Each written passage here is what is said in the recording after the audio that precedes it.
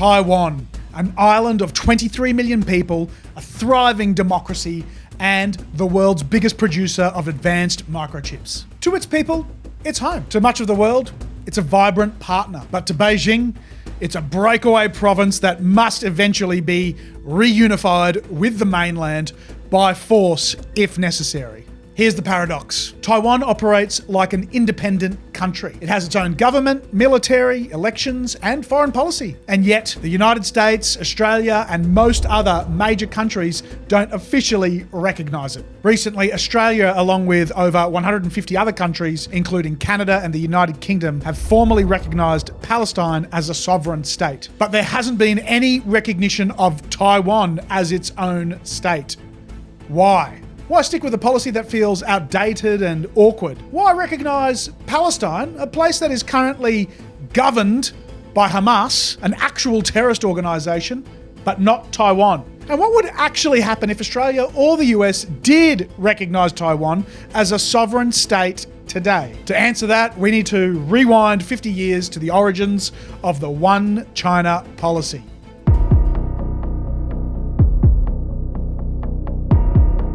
The story starts in the early 1970s. The Cold War was at its height, and the United States was locked in a tense standoff with both the Soviet Union and Communist China. Richard Nixon and his national security advisor, Henry Kissinger, saw an opportunity. If Washington could open relations with Beijing, it could counterbalance Moscow and reshape global geopolitics. In 1972, Nixon visited Beijing in a historic trip. 7 years later, in 1979, the US formally recognized the People's Republic of China as the sole legal government of China. That meant cutting official ties with Taipei. Australia actually moved even earlier. In December 1972, Prime Minister Gough Whitlam switched recognition to Beijing just weeks after taking office. For Canberra, this wasn't just a diplomatic shift, it was a strategic gamble. Australia's future, Whitlam believed, was tied to Asia, not just to old allies like Britain or the US. But here's where the balancing act came in. Neither Washington nor Canberra wanted to abandon Taiwan completely. They saw it as a democratic partner, an economic player, and a counterweight to Beijing. So they created a compromise. Recognise Beijing officially, maintain unofficial ties with Taiwan, state there's only one China, but quietly keep supporting the other one too. That compromise became the One China policy, and it's been in place ever since. Why the United States maintains the policy. So why does the US stick with it, even today? First, strategic ambiguity. Washington deliberately keeps its position vague. It doesn't say outright that it will defend Taiwan if China attacks, but it doesn't rule it out either. That uncertainty forces Beijing to think twice about military action, while also discouraging Taiwan from provoking China by declaring independence. Second, military reality. If the US recognized Taiwan tomorrow, Beijing could treat it as a point of no return. The People's Liberation Army might launch an invasion or blockade before America was ready. Pentagon war games often show the US struggling to defend Taiwan in a direct conflict. Recognition could bring that conflict forward, and Washington doesn't want to fight on Beijing's timeline. Third, global stability. Breaking ties with Beijing wouldn't just trigger a regional crisis, it would shake the entire global economy. China is the world's second largest economy, a major lender, and a dominant player in trade and supply chains. Cutting ties would crash markets, unravel cooperation on issues like climate change, and destabilize America's global position. Even Donald Trump, at his most hawkish on China, stopped short of recognising Taiwan. He increased arms sales to Taipei, welcomed high-level visits, and ramped up military presence in the region, but recognition, that was a step too far, even for the Donald. Why Australia maintains the policy.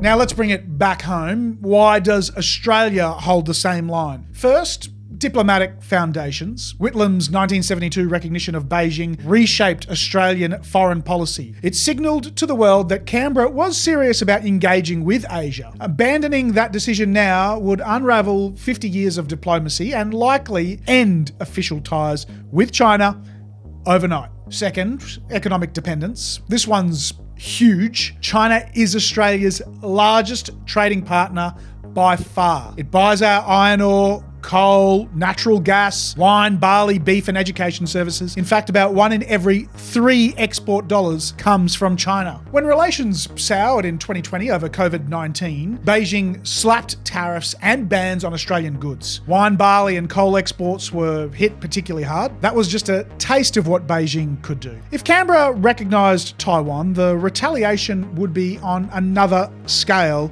entirely. Third, security risks. Any conflict in the Taiwan Strait would instantly destabilise the Indo-Pacific. Shipping routes would be disrupted, trade would collapse, and the possibility of war would creep right into Australia's neighbourhood. Recognition could accelerate that timeline. And finally, alliance politics. Australia doesn't usually make big foreign policy moves without its allies. Canberra's security strategy is tightly bound to its partners like the US, UK, Japan, and others. If Washington hasn't recognised Taiwan, it's almost impossible to imagine Australia going it alone. Taiwan's own position. But here's the twist. Taiwan itself isn't pushing hard for formal recognition, at least not right now. Why? Because Taiwan lives under the shadow of an explicit threat. Beijing has been clear. If Taiwan ever formally declares independence, China will invade. Not might invade, not consider, will.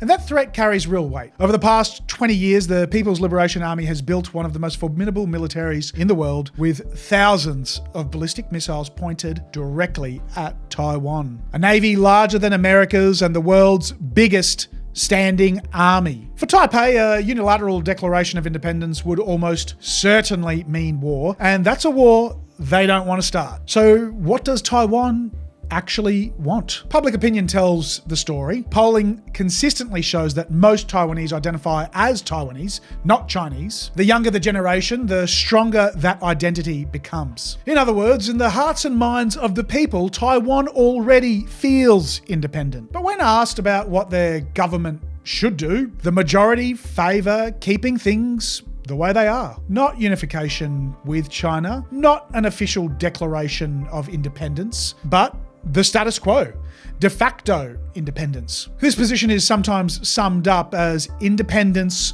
without saying so. Taiwan has its own government, its own military, its own foreign policy. It trades with the world, hosts embassies in all but name, and even competes in the Olympics. Just not as Taiwan, but under the deliberately awkward title of Chinese Taipei. It's a compromise, but it's one that buys peace. Taiwanese leaders understand this too. Presidents from both major parties, whether the more China-skeptical Democratic Progressive Party or the traditionally more pragmatic Kuomintang, have avoided taking the final step of declaring formal independence. Instead, they push for a greater international space, more informal ties and stronger defense capabilities, all without triggering Beijing's fury. And that's the irony. While people in Washington and Canberra debate whether to recognise Taiwan itself is more cautious. Its government knows that survival depends not on symbolic recognition, but on keeping the peace for as long as possible.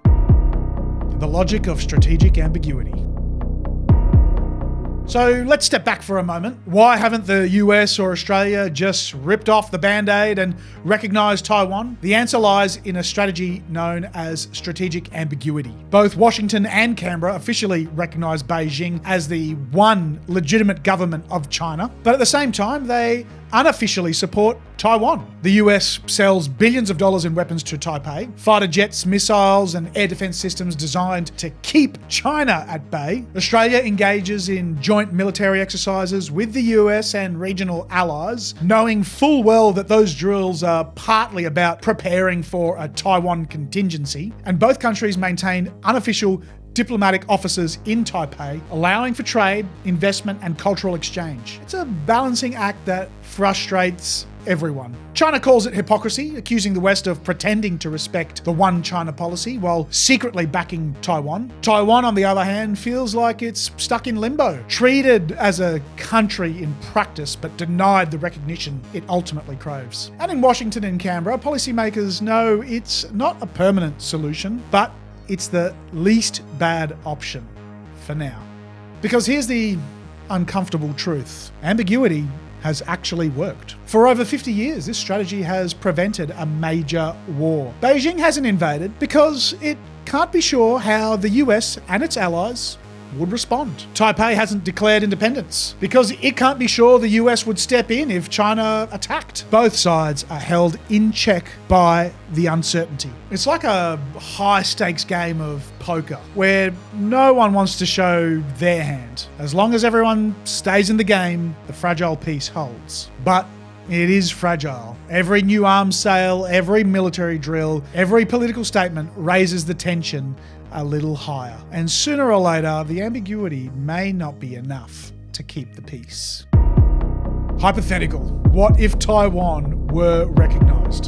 So let's imagine for a moment that the US, Australia, or other major countries officially recognises Taiwan as a sovereign state tomorrow. The immediate fallout would be dramatic. Diplomatically, Beijing would respond swiftly and aggressively, more aggressively than we've ever seen before. Embassies would close, ambassadors would be expelled, and all cooperation with that country on trade, climate change, security would grind to a halt. The diplomatic isolation could ripple across the Indo-Pacific, forcing other nations to pick sides in a high-stakes game of alliances. Economically, the consequences could be catastrophic. Australia could see its exports of iron ore, coal, and agricultural products blocked. The US could lose access to Chinese markets for tech, agriculture, and finance. And Taiwan itself, while recognised, might see its own economy targeted. Trade embargoes, shipping blockades, and financial restrictions could wreak havoc on global supply chains. Imagine a world suddenly